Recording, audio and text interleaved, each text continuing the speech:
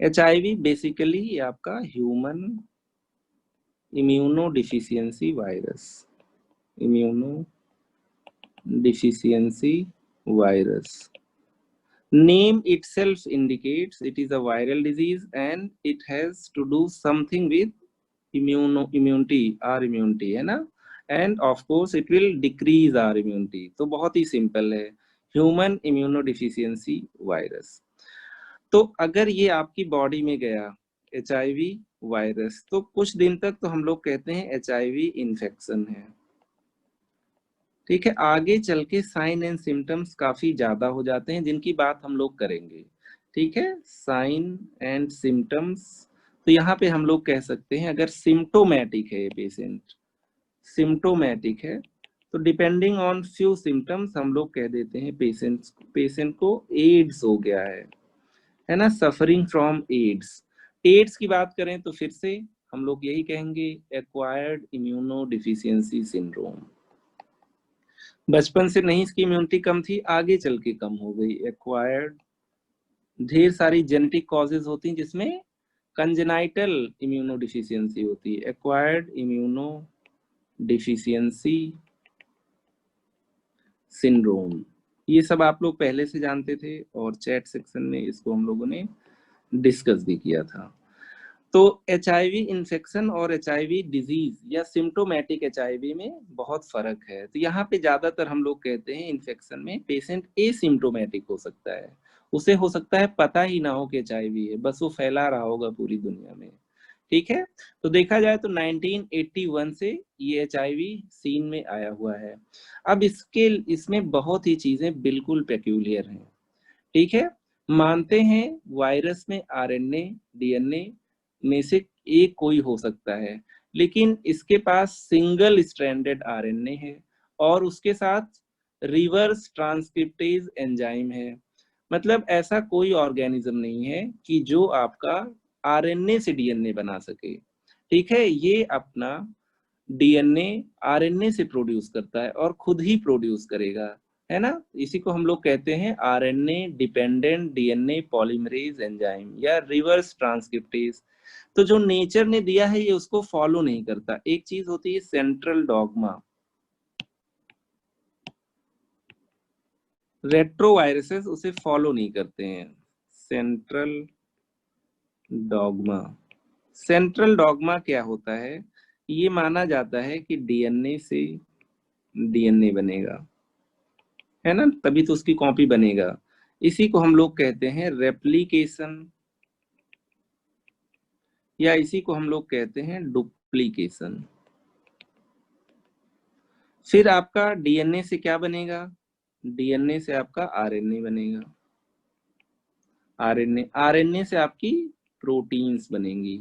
तो हमारी बॉडी में वही प्रोटीन्स बनती हैं जिसको DNA बनाता है, ठीक है, न्यूक्लियस से।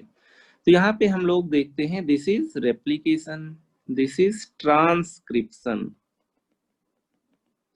और ये आपका क्या हो गया, ट्रांसलेशन,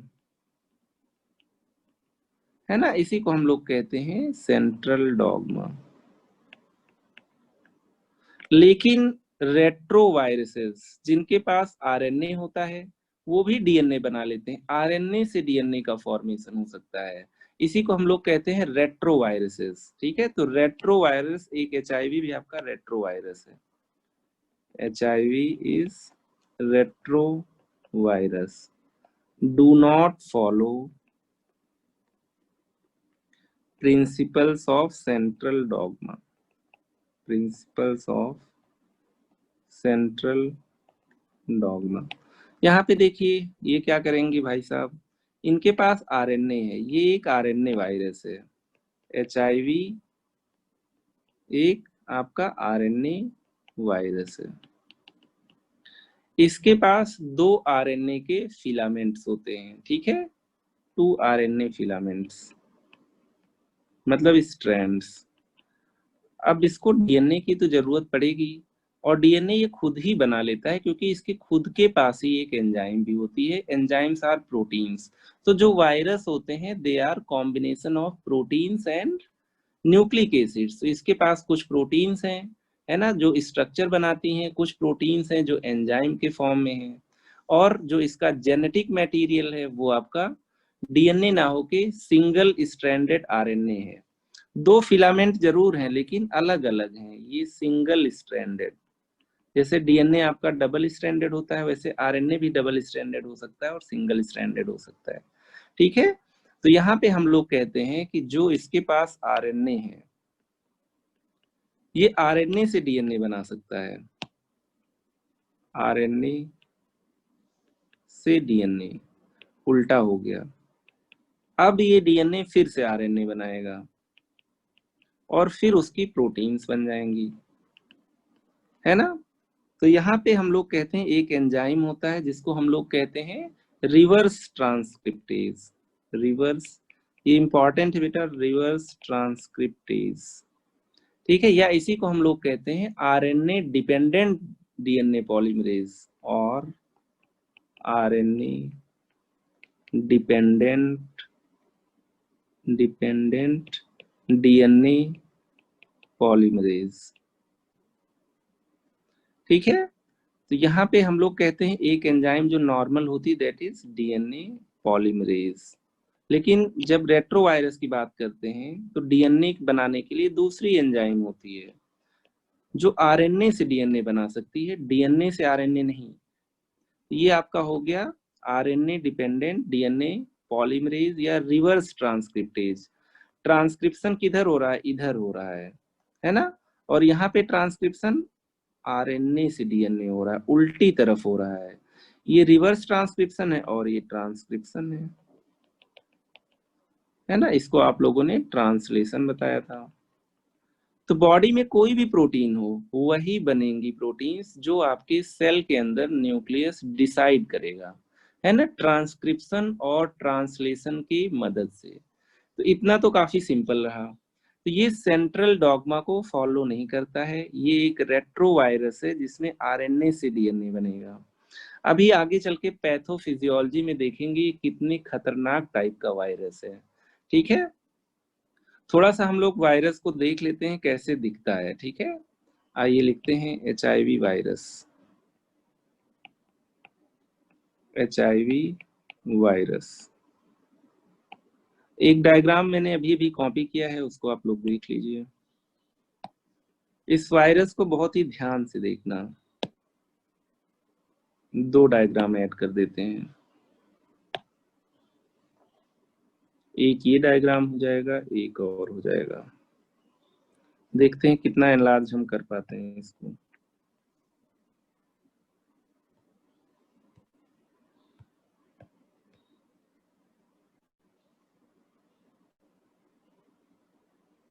इसको काफी बड़ा कर दिया है, नीचे वाले को, ऊपर वाले को तो उतना बड़ा शायद मैं ना कर पाऊं, या एक दूसरे पेज पे ले लेते हैं, ऊपर वाले को छोड़ो।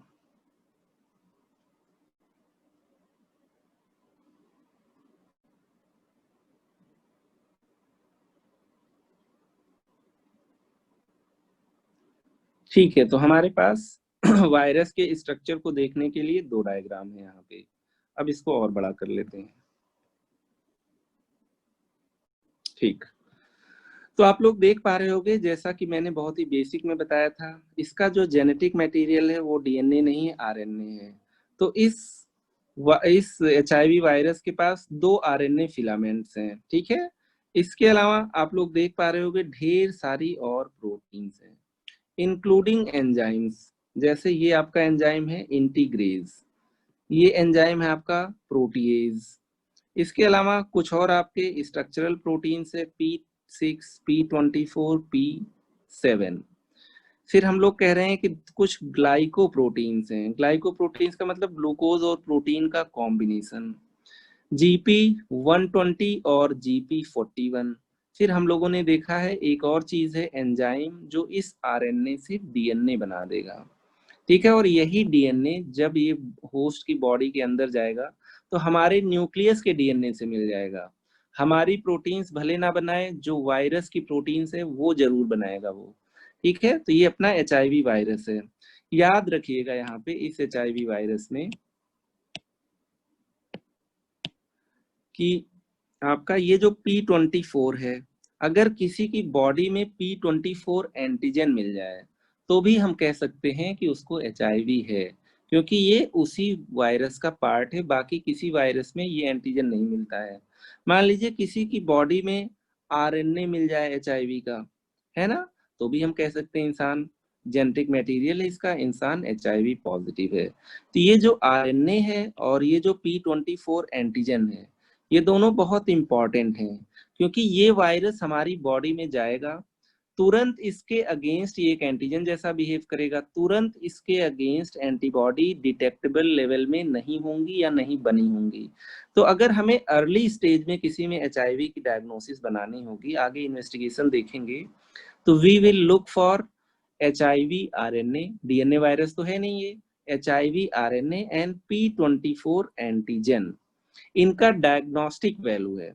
दो चीज आप और देख पा रहे हो, रिवर्स ट्रांसक्रिप्टेज की बात मैंने कर ही दिया है कि ये इसके RNA से DNA बना देगा, और ये DNA कहाँ पे चला जाएगा, हमारी सेल वाले DNA के अंदर चला जाएगा और फिर अपनी प्रोटीन्स बनवाएगा। अपनी प्रोटीन्स का मतलब ये सारी प्रोटीन्स बनवाएगा, मतलब एक वायरस की कॉपी से ढेर सारे वायरस की कॉपी हो जाएंगे, है ना, और आगे चल के इंसान एसिम्प्टोमेटिक से सिम्प्टोमेटिक हो जाएगा। चलिए, तो यहाँ पे बस एक हिंट देना था मुझे P24 एंटीजन का, रिवर्स ट्रांसक्रिप्टेज का, RNA का। अब ये वायरस जब हमारी बॉडी में जाएगा तो इसके अगेंस्ट एंटीबॉडीज बनेंगी। वो एंटीबॉडीज 8 वीक से ज्यादा लगाएंगी ब्लड में अपीयर होने से। तो जो हम लोग HIV का टेस्ट कराते हैं, रैपिड टेस्ट, एलाइजा टेस्ट, उसमें शायद HIV अगर इंसान में अर्ली इन्फेक्शन हो तो ना आए, लेकिन P24 और आपका HIV RNA अर्ली डायग्नोसिस में भी हेल्प करेंगे, क्योंकि वायरस बॉडी के अंदर है तो उसके कुछ कंपोनेंट्स को हम लोग देख सकते हैं, लैब में एस्टिमेट कर सकते हैं। ठीक है, तो बिल्कुल सिंपल है, ये भी वही स्ट्रक्चर है ना।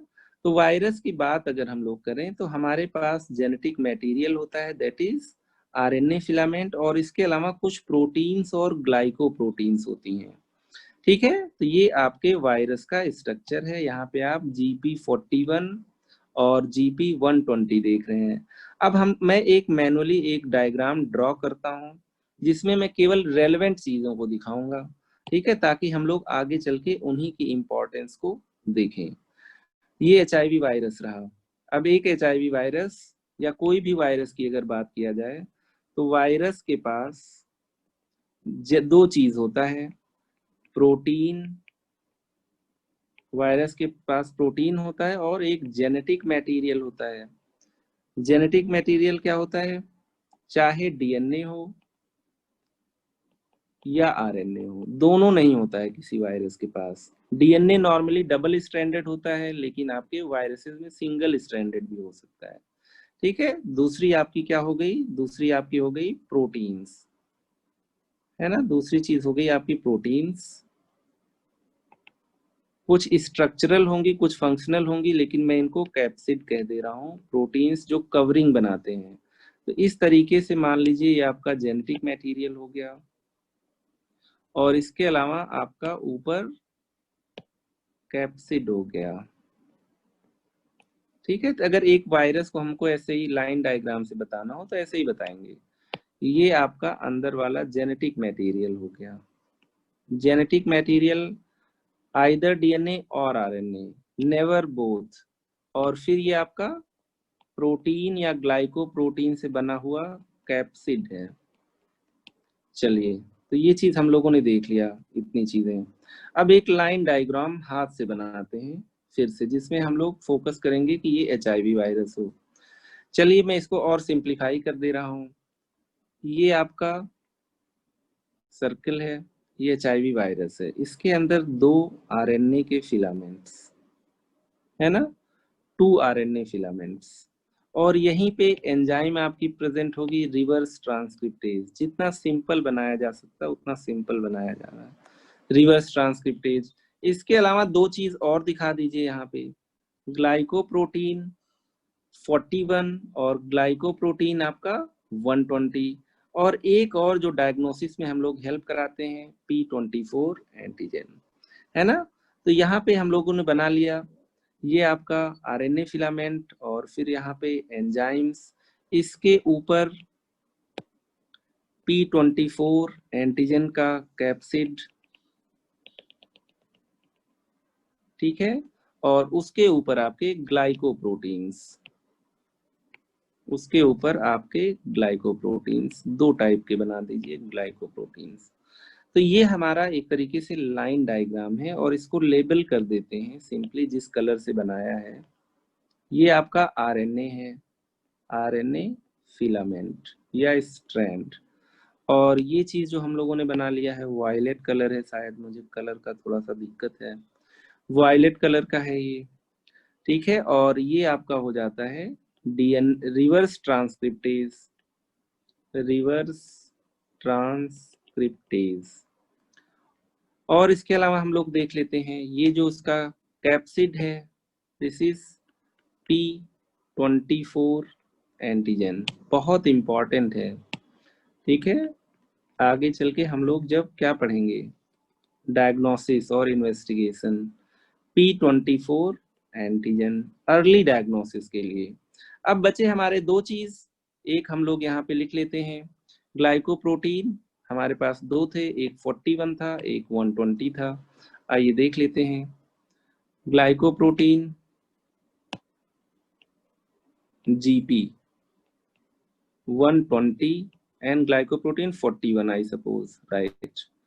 और एक हो गया हमारे पास ग्लाइकोप्रोटीन 40, ये ऊपर कैसे चला गया भाई,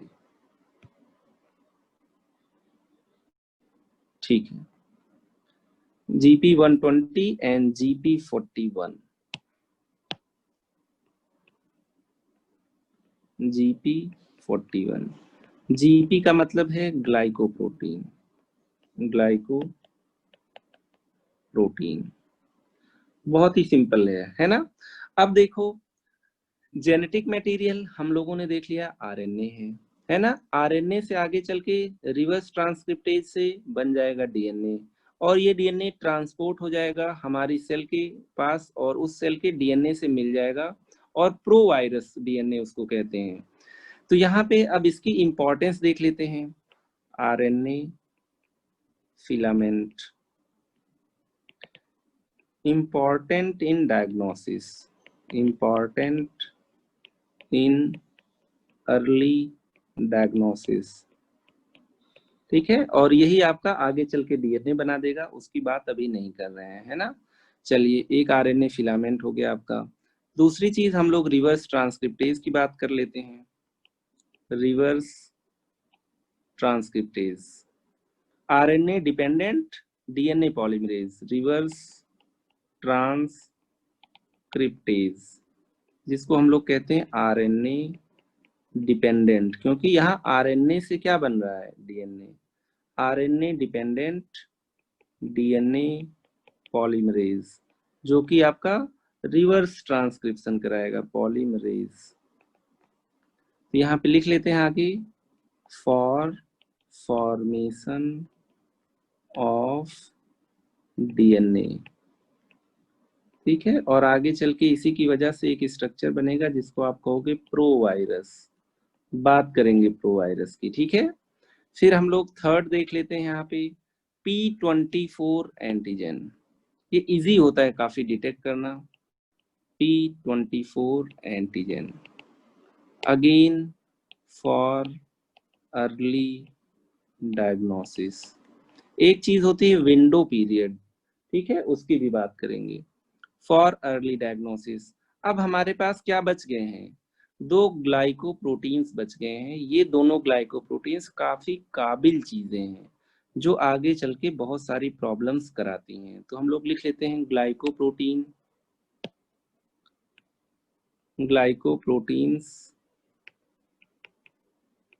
ग्लाइकोप्रोटीन्स जीपी, यहाँ पे दो हैं, GP 120 एंड GP 41। इनका डायग्नोसिस में तो रोल नहीं है, लेकिन इनका पैथोजेनेसिस में बड़ा रोल है कि कैसे ये वायरस हमारे सेल के अंदर पहुंच जाता है। तो ग्लाइकोप्रोटीन 120 और ग्लाइकोप्रोटीन 41, ये पैथोजेनेसिस या हमारे सेल के अंदर एंट्री हमारे होस्ट सेल के अंदर वायरस एंट्री कैसे करेगा, वो इन्हीं के through. Responsible for pathogenesis, entry of virus into host cell. अब ये बहुत इंपॉर्टेंट है, entry of virus into host cell. अगर किसी की बॉडी में कोई म्यूटेशन हो, जैसे मैं मलेरिया की बात कर रहा था, अगर किसी की बॉडी में डफी एंटीजन नहीं होगा तो स्पोरोजॉइट जो मलेरिया कराता था वो लिवर सेल के अंदर या ब्लड सेल के अंदर नहीं जा पाएगा। तो उसको मलेरिया कैसे होगा, जब उसमें इरिथ्रोसिटिक साइकिल ही नहीं होगा, हीमोजॉइन ग्रेन्यूल्स नहीं बनेंगे, आरबीसी रप्चर नहीं होगा, है ना, तो फीवर वगैरह आएगा नहीं। तो यहाँ पे अब ये हम नहीं सोचेंगे कि GP20 किसी वायरस के पास नहीं होगा, अगर ये नहीं है तो वो HIV वायरस ही नहीं है। ये बॉडी के किसी रिसेप्टर को आइडेंटिफाई करते हैं, है ना। तो मोस्ट इम्पॉर्टेंटली एक रिसेप्टर होता है जिसको हम लोग कहते हैं CCR5 रिसेप्टर, ठीक है। ये अक्सर मैक्रोफेजेस पे मिलता है, ठीक है। मोनोसाइट्स आर मैक्रोफेजेस, आप लोगों ने ब्लड सेल देखा है। तो यहाँ पे हम लोग कहते हैं with help of CC5 co-receptors, CCR5 co-receptors, CCR5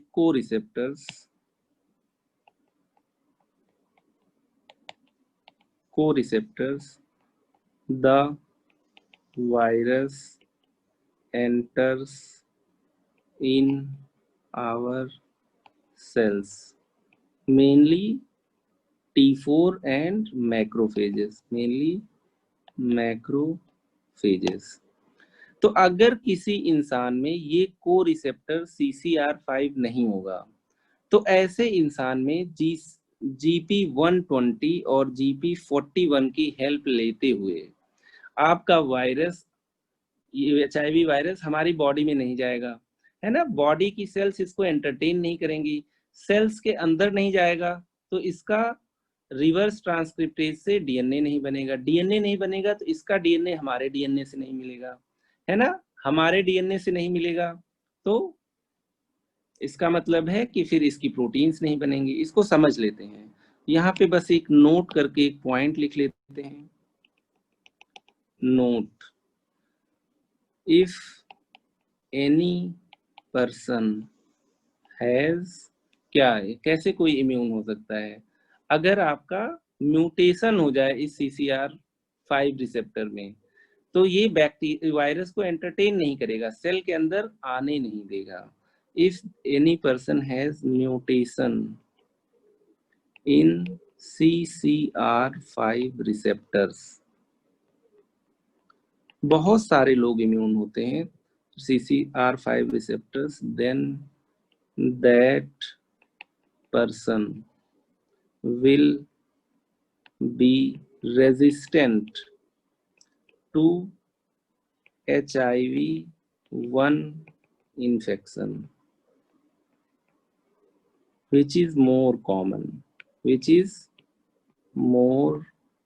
common, ठीक है। तो जो आपका HIV वायरस होता है ये आपका HIV-1 होता है और HIV-2 होता है, ठीक है। HIV-1 this is more common. कौन से लोग इम्यून होते हैं, जिनमें CCR5 रिसेप्टर्स या तो ना हो या तो म्यूटेटेड हो। तो जब तक CCR5 रिसेप्टर्स इस वायरस को एंटरटेन नहीं करेंगे तब तक ये वायरस सेल के अंदर नहीं जा पाएगा, तो सेल की मशीनरी को भी यूज नहीं कर पाएगा, है ना। Because if CCR5 is mutated, then the virus fails to enter the host cell। तो अगर होस्ट सेल में नहीं आएगा तो ये होस्ट सेल की मशीनरी को यूज करके अपनी RNA और अपनी प्रोटीन्स नहीं बनवा पाएगा, है ना। अब आप लोग देख रहे होंगे कि ये आपका CCR5 रिसेप्टर इम्यून करा रहा है, इसके साथ एक वर्ड लिखा है मैंने को रिसेप्टर का। इसका मतलब रिसेप्टर कहीं और है ना, जिसको देख के एचआईवी वायरस किसी पर्टिकुलर टाइप ऑफ सेल को इन्फेक्ट करता है।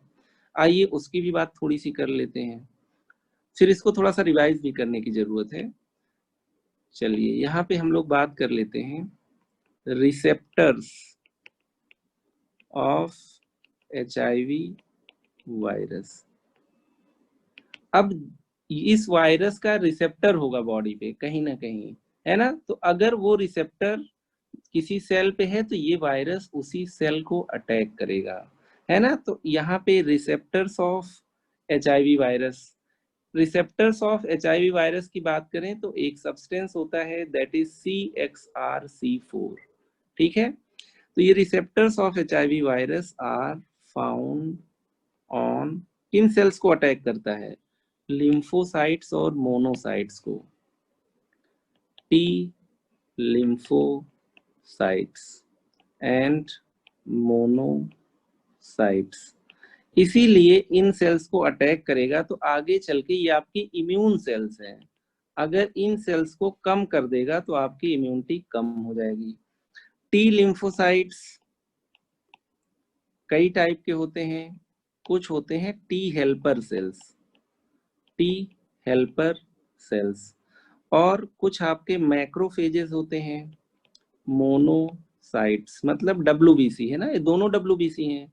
मोनोसाइट्स आपके सबसे बड़े मैक्रोफेज होते हैं। मैक्रोफेज का मतलब बॉडी में कोई छोटा मोटा बैक्टीरिया आया तो उसको वो लोग क्या करते हैं, फैगोसिटाइज करके उसको किल कर देते हैं। तो दो टाइप की किलिंग होती है, एक हम किसी को एंटीबॉडी से किल कर दें और दूसरा किसी को हम लोग डैमेज कर दें फिजिकली। तो यहाँ पे हम लोग कहते हैं मैक्रोफेज, ये किसी भी पैथोजन को फैगोसाइटोसिस के थ्रू किल कर देते हैं। इन्हीं दोनों लोगों के पास प्रेजेंट होता है CD4 रिसेप्टर, इनके पास ये they are CD4 positive cells. CD का मतलब क्लस्टर ऑफ डिफरेंशिएशन, आप लोग पैथो में पढ़ोगे। ये दोनों सेल्स आपकी होती हैं CD4 positive sales, CD4 positive sales, ठीक है, पैथो में पढ़ोगे CD4 आपके पॉजिटिव सेल्स। अब यहाँ पे अगर बात किया जाए CD4 क्या है, पैथो में आप लोग पढ़िएगा। CD का मतलब होता है cluster of differentiation. Different proteins पाई जाती हैं सेल मेम्ब्रेन पे, जिसको देख के बता सकते हैं ये किस टाइप की सेल होगी, है ना। अब देखो यहाँ पे आपके दो टाइप के, एक तो आपका CD4 रिसेप्टर हो गया, दूसरे दो टाइप के को रिसेप्टर पाए जाएंगे। तो ये HIV वायरस ने क्या देखा, HIV-1 वायरस की बात किया जाए, इसने ऐसी सेल को पकड़ा जिसपे CD4 था, जो CD4 पॉजिटिव थे। मतलब क्या है, यहाँ पे मैक्रोफेजेस आ गए आपके मेनली, और T4 लिम्फोसाइट्स आ गए। इसीलिए आप लोग देखे होंगे जब किसी की HIV की बात करते हैं आगे चल के तो उनमें CD4 काउंट कम हो जाता है ना। HIV इन्फेक्शन में यही बताता है कितना severe HIV infection, CD4 count decreases, है ना। तो इसका रिसेप्टर CD4 पॉजिटिव सेल है ना, तो ये आपका रिसेप्टर है। तो इससे इसने पहचान लिया कि किस सेल को अटैक करना है। अब कुछ को रिसेप्टर की जरूरत होगी जिसकी मदद से सेल के अंदर भी चला जाएगा, है ना। आगे चल के इसको को रिसेप्टर चाहिए to penetrate into cell, to penetrate into cell. ये को रिसेप्टर्स क्या होते हैं, दो को रिसेप्टर्स होते हैं, एक CCR5 है, एक CXCR4 है। लिख लीजिए, बहुत इंपॉर्टेंट है। दो रिसेप्टर्स हो गए आपके, एक CX, पता नहीं कौन इसका नाम रखा है, CXCR4, ठीक है, और दूसरी हम लोग कहते हैं CCR5। अगर किसी की बॉडी में ये रिसेप्टर्स म्यूटेटेड होंगे तो ये वायरस बॉडी में नहीं जा पाएगा, इनफैक्ट सेल में नहीं जा पाएगा, बॉडी में तो जा ही चुका है, सेल के अंदर नहीं जा पाएगा, सेल के अंदर नहीं पहुंचेगा तो सेल की मशीनरी को यूज नहीं कर पाएगा, है ना। आगे चल के बॉडी के अंदर एक वायरस जाएगा और 10 बन के निकलेगा, है ना। तो लेकिन अगर बॉडी के अंदर ही नहीं जा पाएगा तो 10 कैसे बनेगा। तो कुल मिला के आप उसका रेप्लिकेशन उसका डुप्लीकेशन, उसका मल्टीप्लिकेशन इनहिबिट कर दे रहे हो, है ना। तो ये वाले लोग आपके, अगर इनमें रिसेप्टर में म्यूटेशन हो जाए तो वो पर्सन आपके HIV के लिए इम्यून होगा। बिलीव मी, बहुत सारे लोग सोसाइटी में इम्यून होते हैं, ये बहुत अनकॉमन म्यूटेशन नहीं है, ठीक है। ऐसे लोगों को हम लोग कहते हैं person resistant to HIV disease या इन्फेक्शन, है ना। यहाँ पे फिर से लिखते हैं HIV1 uses CXCR4 and CCR5 co-receptors और HIV1 uses CD4 as receptor, है ना। इसकी वजह से सेल पे क्या अटैच हो जाएगा, अटैचेस, कल एक डायग्राम भी बनाएंगे कैसे बॉडी में जाता है, अटैचेस टू किससे, T लिम्फोसाइट्स एंड मोनोसाइट्स, है ना। ये आपके इम्यून सेल्स हैं। फिर उसके बाद आपका क्या मिल गया, CX, फिर आपका मिल गया CXCR4 एंड CCR5 को-रिसेप्टर्स। अब इसकी वजह से पेनेट्रेट्स इनटू कहाँ पे, होस्ट सेल, मल्टीप्लाइज, है ना, एंड आगे चल के बना देगा एड्स। तो इसका मतलब अगर म्यूटेशन आपके किन जीन्स में है, CCR5 और CXCR5 जो आपके CA4 है, ठीक है, 4, राइट। अगर इसमें म्यूटेशन हो जाए तो पेशेंट आपका रेजिस्टेंट हो जाएगा, किससे, HIV से। ये बहुत इंपॉर्टेंट पॉइंट है, ठीक है। आज तक कोई ठीक नहीं हुआ HIV से, एक पर्सन ठीक हुआ था, ठीक है, जिसको डिफरेंट मैकेनिज्म से बोन मैरो ट्रांसप्लांट वगैरह करके ठीक किया गया था, रिसेंटली उसकी भी डेथ हो गई। हाँ, इम्यून लोग जरूर देखे जाते हैं जिनमें ये दोनों रिसेप्टर्स डिफिशियंट होते हैं। फिर से इसको रिवाइज करते हैं। कल हम लोग जैसे लाइफ साइकिल ऑफ वो सब देखते थे, प्लाज्मोडियम, उसी तरीके से ये वायरस बॉडी के अंदर कैसे गया, कैसे आगे चल के पैथोजेनेसिस कराएगा, उसको देखेंगे। एक बार यहाँ पे रिवाइज करिए, कैसे फैलता है उसकी बात भी तभी करेंगे जब कल हम लोग इसका लाइफ साइकिल देख लेंगे। यहाँ पे हम लोगों ने कह दिया एक वायरस है HIV1, HIV2। HIV1 is more common और ये सेंट्रल डॉगमा को फॉलो नहीं करता है, ठीक है, क्योंकि यहाँ पे RNA से DNA बन जाता है और वो एंजाइम भी आपने स्ट्रक्चर में देख लिया है। मोटी मोटी बात करें तो हम लोग कहते हैं जेनेटिक मटेरियल होगा, प्रोटीन होगा, प्रोटीन में कुछ ग्लाइकोप्रोटीन्स भी होंगी और कुछ स्ट्रक्चरल प्रोटीन होंगी, कुछ आपकी एंजाइम्स होंगी, और जेनेटिक मटेरियल में चाहे RNA चाहे DNA। इतना कॉम्प्लिकेटेड डायग्राम है ना। इसमें केवल हमें P24 से मतलब है, रिवर्स ट्रांसक्रिप्टेज से मतलब है, RNA फिलामेंट से मतलब है। इसके अलावा ये दो आपके पास क्या है, ग्लाइकोप्रोटीन्स हैं जो आपकी रिसेप्टर को रिकॉग्नाइज करती है। कौन से रिसेप्टर को, CD4 को, और को रिसेप्टर को जो कि CCR5 और CXCR4 है। ये दोनों आपके जो यहाँ पे बनाए गए हैं, ये दोनों किससे कोऑर्डिनेट करते हैं, CD4 से एंड CXCR4 और CCR5 से, और उसके बाद ये होस्ट के सेल के अंदर पहुंच गए, होस्ट सेल पेनेट्रेशन। बहुत ही सिंपल है, और यहाँ पे हम लोगों ने लाइन डायग्राम से देख लिया है, GP120 एंड GP41, ये रिसेप्टर्स को पहचानेंगे और सेल के अंदर चले जाएंगे। P24 antigen early diagnosis, RNA filament early diagnosis, reverse transcriptase आपका RNA से DNA। फिर हम लोगों ने बात किया रिवर्स ट्रांसक्रिप्टेज से जो DNA बनेगा, वो इस वायरस के अंदर तो DNA है ही नहीं, जो DNA बनेगा इस वायरस के पास रुकेगा भी नहीं, वो चला जाएगा हमारे DNA के साथ मिल जाएगा, और फिर वही DNA से फिर से RNA बना देगा जो इस वायरस को चाहिए था, ठीक है, और प्रोटीन्स भी। ये 2 ग्लाइकोप्रोटीन्स हैं जो हमारी बॉडी में रिसेप्टर को ढूंढते ढूंढते पहुंच जाती हैं टी सेल और मोनोसाइट्स के पास। तो ये किससे इंटरेक्ट करती हैं? CCR5 रिसेप्टर से। ठीक है, CCR5 रिसेप्टर के म्यूटेशंस ज्यादा कॉमन है, CXCR4 के कम है। अब तुम लोग सोच रहे हो कि CD4 में भी अगर आपका वो हो जाए, बेटा CD4 काउंट की जो सेल्स हैं वो लिम्फोसाइट्स हमेशा CD4 पॉजिटिव होती हैं या CD8 positive. CR5 receptors mainly इनमें म्यूटेशन होगा तो इंसान HIV 1 से रेजिस्टेंट होगा, 2 का रिसेप्टर नहीं है वो, 2 फॉर्चुनेटली उतना कॉमन नहीं है। टी लिम्फोसाइट्स, डेंड्रिटिक सेल्स कुछ होती हैं, मोनोसाइट्स होती हैं, इनको ये अटैक करता है। पहचानेगा कैसे बॉडी में जाके कि किसको अटैक करना है? तो जो इसके GP 120 और 41 होते हैं, ये CD4 पॉजिटिव सेल्स को पहचान लेते हैं। CD4 इनका रिसेप्टर है, उन्हीं सेल को ये अटैक कर सकते हैं जो CD4 पॉजिटिव हो। पैथो में पढ़ोगे CD का मतलब cluster of differentiation, different proteins होती हैं जिससे हमें पता चल जाता है किस ऑर्गन की सेल है ये।